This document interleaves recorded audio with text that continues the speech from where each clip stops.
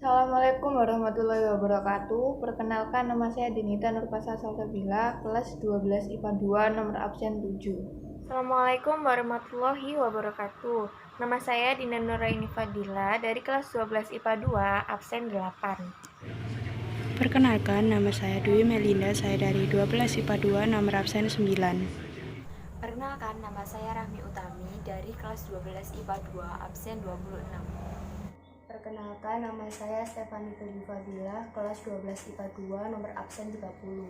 Assalamualaikum warahmatullahi wabarakatuh. Perkenalkan, nama saya Widya Nurrahmawati dari kelas 12 IPA 2, absen 34.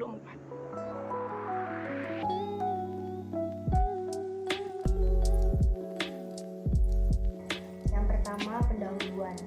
Mata pelajaran biologi merupakan salah satu bidang kajian dari ilmu pengetahuan alam yang membahas makhluk hidup dengan lingkungan. Biologi sebagai mata pelajaran yang wajib dipelajari pada jenjang sekolah menengah atas SMA jurusan IPA. Mengandung banyak konsep yang harus dikuasai oleh siswa. Pelajaran biologi selain menekankan adanya aspek mengingat pengetahuan dan pemahaman, namun juga menekankan pada aspek aplikasi, analisis, evaluasi, persepsi, dan kreativitas. Hal ini penting karena peserta didik dapat melatih kemampuan berpikir dan memecahkan masalah serta mengaplikasikan konsep dalam kehidupan sehari-hari. Proses pembelajaran biologi yang hanya dilakukan dengan cara menghafal atau hanya sekedar membaca materi tidak sepenuhnya berhasil dalam meningkatkan prestasi belajar siswa. Tercapai atau tidaknya tujuan pembelajaran biologi yang benar dapat dinilai dari keberhasilan siswa dalam memahami biologi dan mengaplikasikan pemahaman tersebut untuk menyelesaikan persoalan-persoalan biologi maupun ilmu-ilmu yang lain. Untuk itu, perlu dilakukan tes atau ulangan untuk mengetahui hasil dari belajar tersebut. Soal tes diberikan kepada siswa untuk mengetahui kemampuan yang dimiliki oleh siswa serta pemahaman siswa tentang materi yang telah diberikan. Tes atau ulangan harian yang diberikan kepada siswa setelah menyelesaikan satu atau beberapa indikator dalam satu kompetensi dasar. Namun, hasil dari tes tersebut tidak selalu memuaskan. Artinya, dalam menyelesaikan soal tes tersebut, siswa tidak selalu benar dan seringkali melakukan kesalahan. Siswa dikatakan melakukan kesalahan apabila ia salah dalam menyelesaikan soal. Kesalahan ini dapat diketahui setelah siswa selesai mengerjakan soal yang diteskan, baik yang sudah tuntas maupun belum tuntas. Kesalahan dalam menyelesaikan soal biologi dapat dimanfaatkan untuk mendeteksi kesulitan belajar biologi. Jadi, dengan mengetahui kesalahan dalam menyelesaikan suatu soal biologi akan dapat ditelusuri kesulitan mereka dalam belajar biologi. Yang kedua, ada tujuan. Beberapa tujuan dari dibuatnya artikel ini adalah sebagai berikut.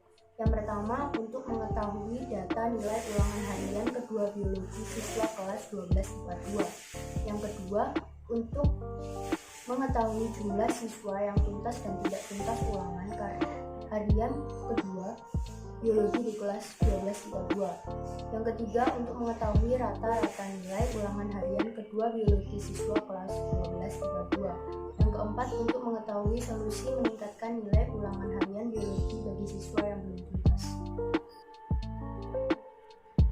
Yang ketiga, data nilai penilaian harian kedua biologi 12 IPA 2. Data diperoleh dari hasil penilaian harian yang telah dilaksanakan. Data ini disajikan secara tabel dan grafik yang bersifat kuantitatif atau nilai. Data ini diambil dengan cara partisipan observation yang berperan sebagai partisipan atau ikut serta dalam sebuah observasi. Participant observation adalah suatu strategi lapangan yang secara serempak mengkombinasikan analisis dokumen, mewawancarai para responden dan informan-informan, atau observasi dan partisipasi langsung. Dari hasil penilaian harian yang telah dilaksanakan, terdapat siswa dengan kriteria nilai tuntas dan nilai yang belum tuntas. Dengan jumlah siswa 35 orang dan nilai KKM atau kriteria ketentuan minimum sebesar 75. Terdapat siswa yang tuntas sebanyak 60% atau 21 siswa dan siswa yang belum tuntas sebanyak 40% atau 14 siswa. Data ini disajikan di dalam PPT di atas. Kita masuk pada pengolahan data. Di pengolahan data ini, kita harus membuat tabel distribusi frekuensi. Untuk membuat tabel distribusi frekuensi, langkah pertama yang kita ambil adalah mengurutkan data dari yang terkecil hingga yang terbesar.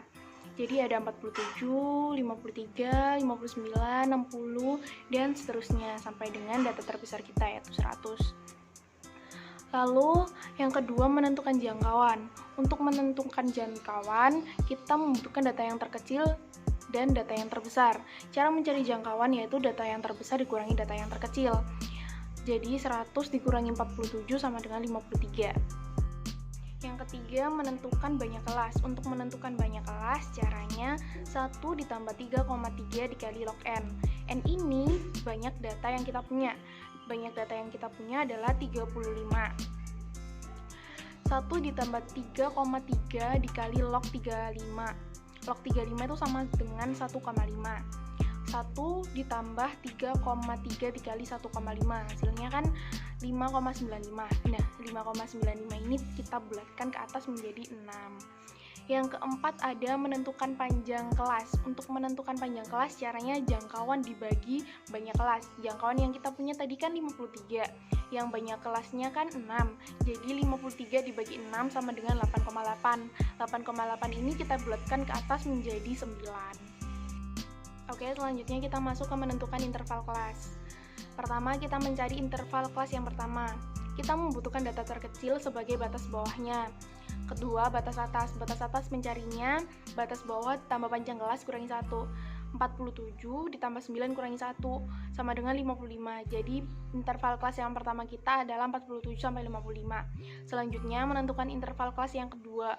Untuk menentukan interval kelas yang kedua ini, kita membutuhkan batas atas dari kelas interval sebelumnya atau yang pertama. Batas bawah sama dengan batas atas kelas sebelumnya ditambah 1. Jadi 55 ditambah 1 sama dengan 56. Untuk batas atasnya caranya sama, batas bawah tambah panjang kelas kurangi 1.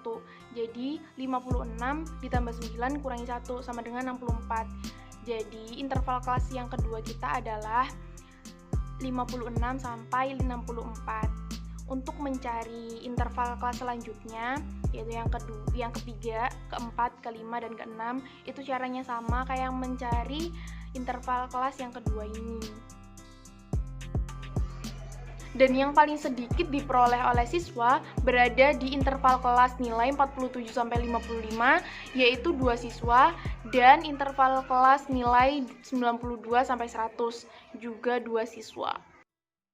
Berikut ini adalah grafik nilai penilaian harian kedua biologi kelas 12 IPA 2.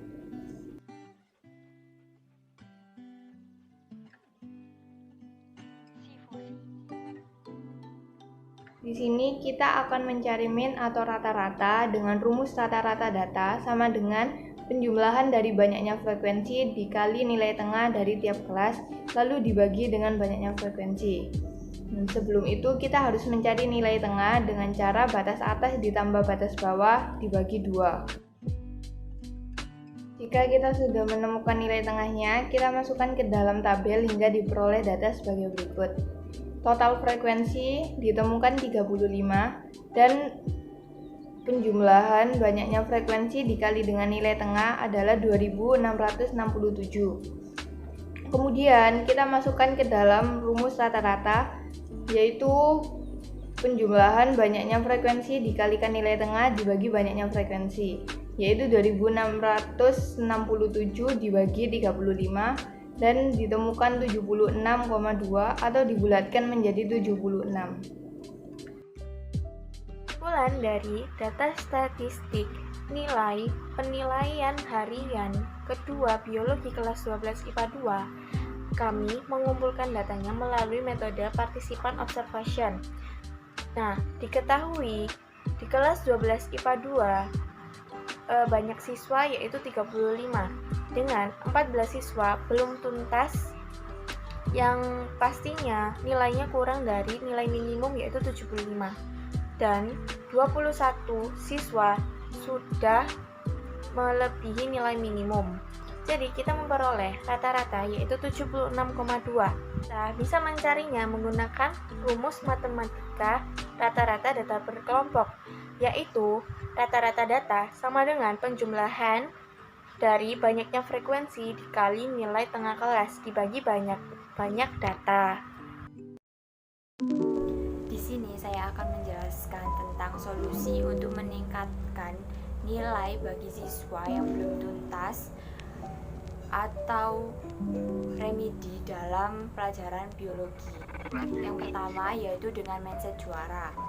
Orang bisa sukses karena tindakannya. Semua tindakan itu berasal dari pola pikir yang sukses atau mindset juara. Jadi mulailah untuk menanamkan mindset juara dalam dirimu. Yang kedua yaitu dengan disiplin dalam belajar. Disiplin dalam belajar itu penting bagi kita para pelajar, karena dalam belajar kamu harus menentukan target yang ingin kamu capai, dan juga kamu harus disiplin dalam menjalani step by stepnya. Yang ketiga yaitu dengan strategi manajemen waktu. Jadi kamu itu membutuhkan perbandingan atau keseimbangan antara waktu bermain dan juga waktu belajar. Itu perlu ada keseimbangan. Jadi kamu saat belajar itu nanti akan rileks, kamu akan seneng dalam belajar karena udah bermain, atau kamu akan ingin belajar terus karena kamu tuh nyaman sama waktu itu. Yang keempat yaitu dengan jangan malu bertanya. Jadi saat kamu nggak bisa atau kurang paham saat ada pelajaran, kamu itu harus bertanya kepada guru atau teman yang sudah paham. Itu perlu dan wajib, karena saat kamu malu bertanya, nanti kamu juga akan kurang paham akan pelajaran-pelajaran itu. Jadi nanti kamu itu benar-benar gak bisa untuk maju lagi, karena kamu akan terhambat dalam pelajaran yang baru kamu pelajari tadi yang kamu gak bisa. Jadi jangan malu bertanya. Yang kelima yaitu dengan percaya diri saat menghadapi ujian.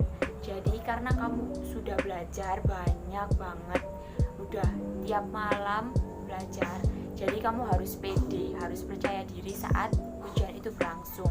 Kamu harus teliti saat mengerjakan ulangan. Lalu kamu juga harus berhati-hati, dan kamu harus meneliti lagi ulanganmu saat mau dikumpulkan. Jangan ceroboh dan jangan tergesa-gesa dalam mengerjakan ulangan. Yang keenam yaitu dengan belajar dari masa lalu. Jadi kamu itu, karena kamu di sini saya membahas tentang siswa yang telah tidak tuntas. Kan kamu udah pernah menjalani masa tidak tuntas dan harus remedial. Jadi kamu harus belajar dari kesalahan masa lalu agar tidak mengulangi kesalahan yang sama.